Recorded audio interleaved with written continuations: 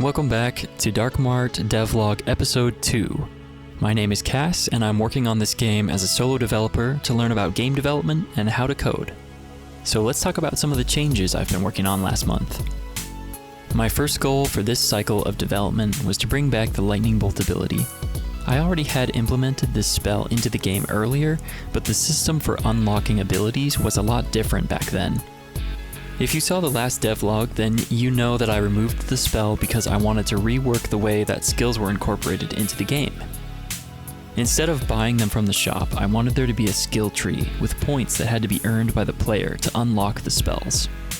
Now that I have the basics for the new skill system implemented into the game, I'm going to be expanding it by adding more spells as I go. Bringing the lightning bolt back into the game meant that I needed to expand my spell activation system. The lightning bolt needs to be created at a location where the player clicks, which makes it different from any other spell that I had in the game so far. In this situation, a new kind of skill activation check was needed. When the player clicks on a location in the game space, the function loops through the active skills just like before. It checks to determine if any of those active skills are a casted ability, which should appear at the clicked location. Then it determines if the skill is on cooldown or if it can be activated. If it can be activated, it creates a new instance of a damage spell at the location of the player's cursor and starts the timer for the cooldown.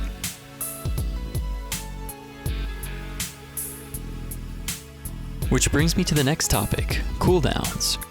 In the last patch, I implemented a system to show a little icon in the player's UI when a spell was active. But the icon was either showing or not showing, and it wasn't able to accommodate the lightning bolt skill.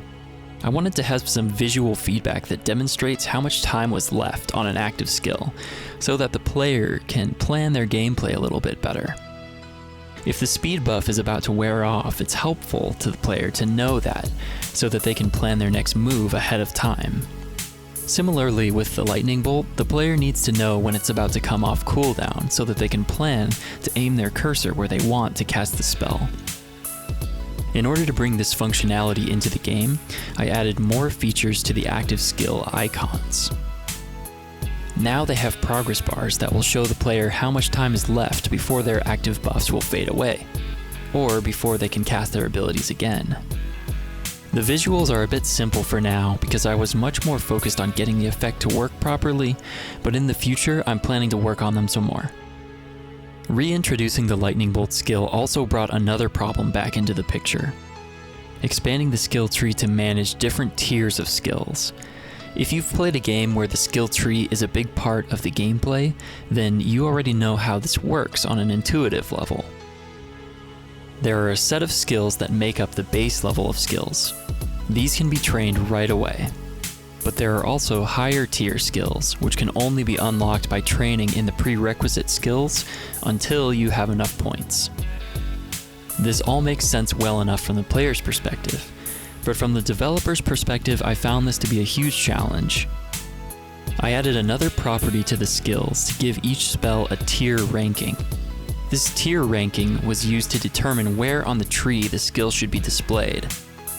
The number of points invested in an element is tracked by the skill tree manager, and when the player reaches the necessary amount, the next tier of skills will become available.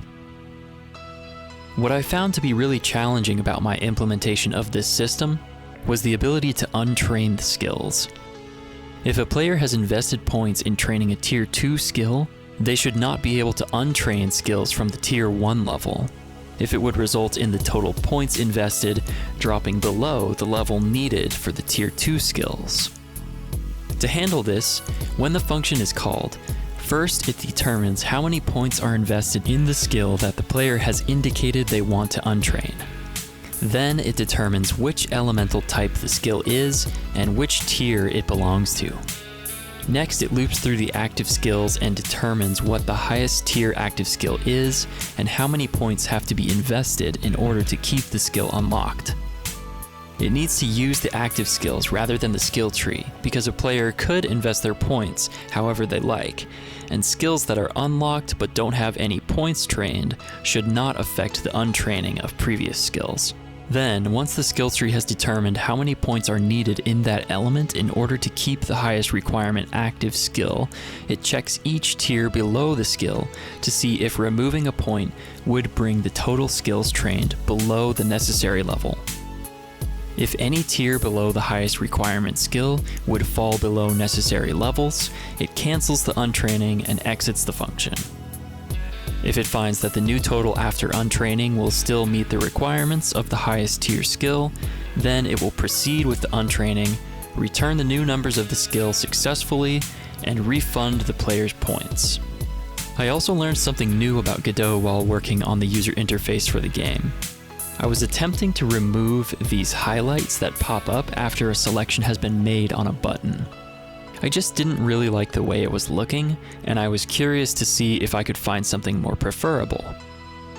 However, reading into the documentation for Godot regarding the reason why this highlight appears, it turns out that these are intended for accessibility features. So people using screen readers or other kinds of accessibility tools might make use of these highlights in order to determine where their cursor is currently.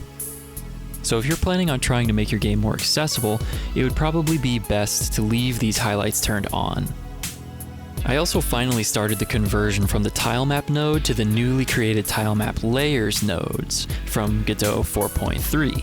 I can't say I fully understand the significance of all the differences yet, but I think mainly it will be really nice to be able to see all the layers of the tilemap in the editor underneath the node tree.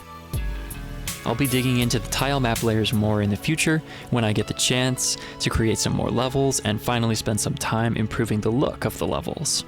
I'm not releasing a new patch version this month because there are a bunch of things that I want to clean up and refine before I publish this update. And that'll wrap up this progress video. Thanks for watching. I'll see you next time.